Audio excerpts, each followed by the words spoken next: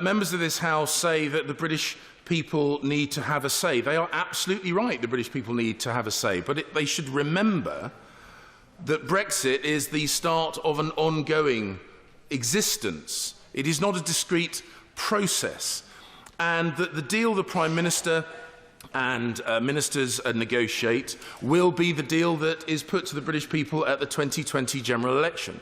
And if other members of this place from other parties feel that they have a better version of a relationship with Europe, perhaps a version that prioritises market access over border control, it is not necessarily a position that I would agree with, but it is nonetheless a legitimate position. And if they wish to prioritise membership of the customs union over our ability to strike independent free trade deals, that again would not be a position that I would agree with, but it is nonetheless a legitimate position.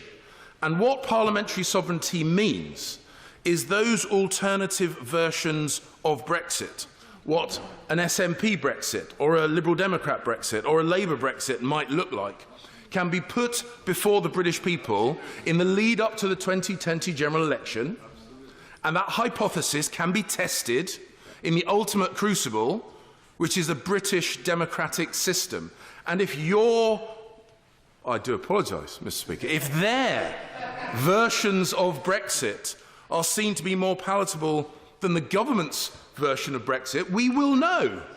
And we will know because members will be returned here in proportion to how palatable or otherwise those various versions of Brexit should be. And that is how British democracy should work, and that is how British democracy has been prevented from working up until this point in time, which is why, Mr. Speaker, I will not just vote to trigger Article 50 this evening and in future divisions. I will do so passionately and happily, because it means that for the first time in 40 years, the way British parliamentary democracy is meant to work will actually be able to work. But I won't ask you or force you to vote with me.